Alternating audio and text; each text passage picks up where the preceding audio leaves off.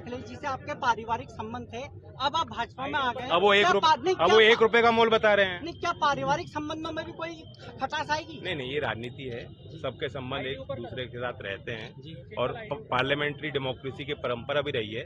सदन के अंदर हम लोग एक दूसरे से सवाल करते हैं, विरोध भी कर सकते हैं, लेकिन सदन के कार्रवाई के बाहर हमारी मानवता और इंसानियत जिंदा रहेगी और हम एक दूसरे की इज्जत भी करते हैं। पारिवारिक संबंध पहले की तरह रहेंगे क्या? पारिवारिक संबंध मेरे नजर में तो रहेंगे, क्यों नहीं रहेंगे, रहने चाहिए।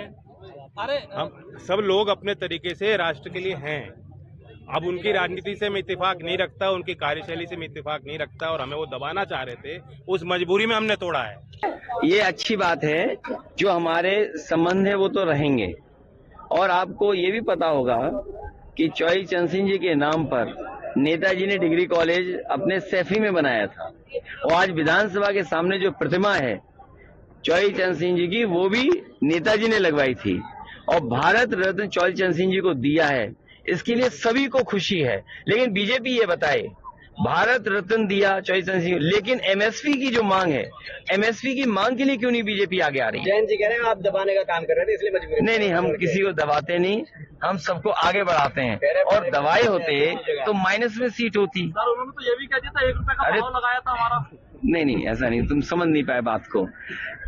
अगर दबाया होता तो 0 से -1 होती, -2 होती, -3 होती।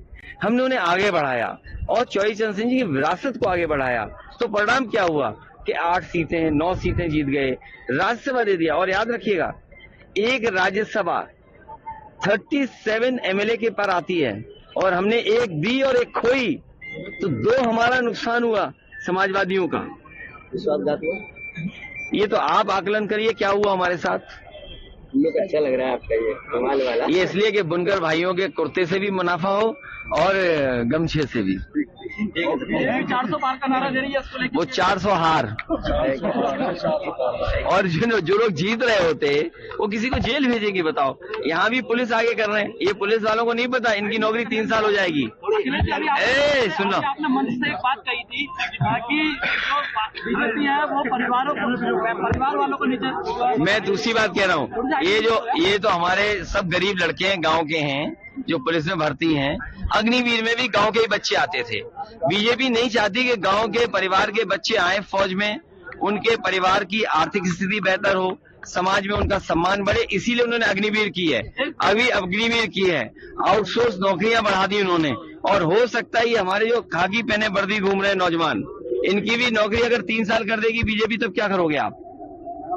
जैसे पेपर लीक किए, जानबूझ करके पेपर लीक किए, जिससे उन्हें नौकरी और आरक्षण न देना पड़े।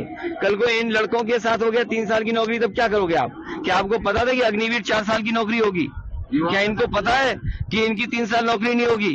तो ये भी मनी मन बीजेपी को हराएंगे।